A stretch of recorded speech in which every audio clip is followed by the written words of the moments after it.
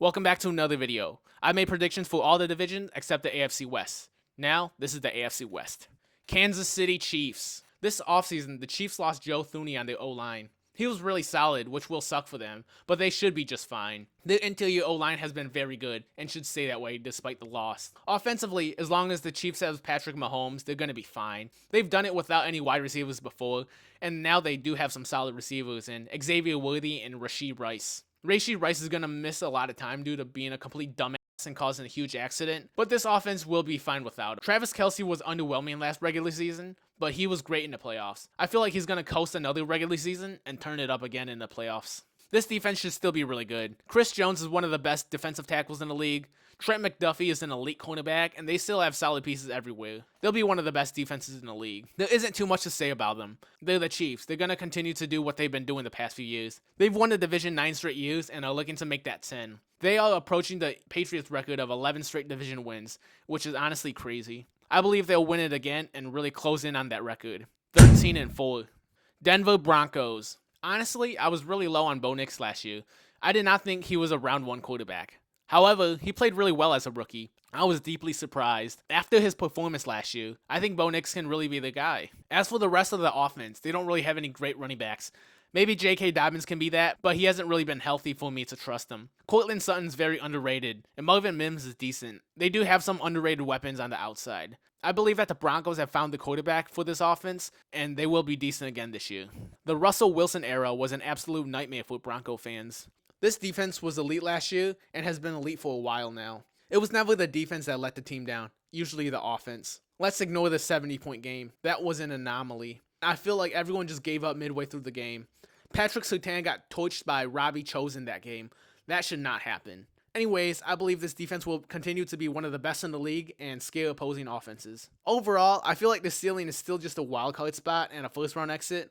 I don't fully trust them yet, but I feel like they're getting better. 9-8. Los Angeles Chargers. Rashawn Slater is going to be out for the season. That's going to be rough. I feel like this O-line is going to be real shaky this season. I'm not too sure about the running back duo of Omarion Hampton and Najee Harris, but I do see some potential there. Ladd McConkey is really good, and they did get Keenan Allen back, who should be solid. Quentin Johnston just needs to catch the ball. When he actually catches the ball, he can put up some great games, but when he doesn't, he's putting up horrendous games. Justin Herbert is still a very good quarterback, despite what some haters say. There is no way that there are 13 quarterbacks ahead of Justin Herbert. I feel like this has to be rage bait content. Defensively, they should be really good. Jim Harbaugh teams are always great defensively and love to run the damn ball. This defense was really good last year despite no one really talking about them.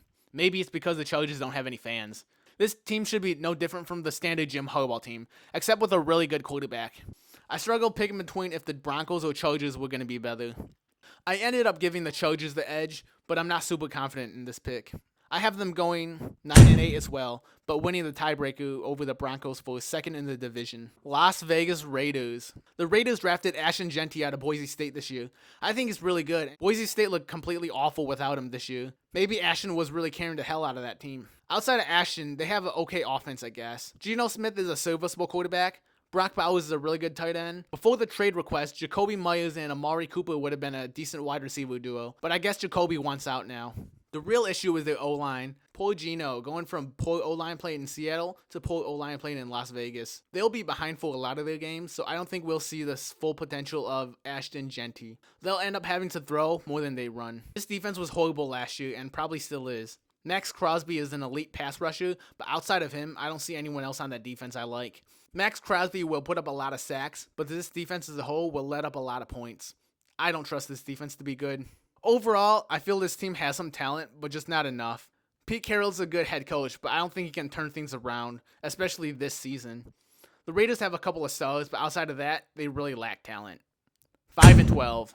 Okay, so here's the final standings for my AFC West predictions. The Chiefs win the division at 13-4. The Chargers win the tiebreaker and come second at 9-8. The Broncos come third at 9-8, and the Raiders come last at 5-12. After making all my predictions for the AFC teams, I realized I have too many teams that all could be in the wild card. Bengals, Dolphins, Steelers, Jaguars, Broncos, Chargers. Only 3 of the 6 can actually make the playoffs. There will have to be some tiebreakers to find a last wild card team. Here's what I ended up going with for my AFC playoff picture.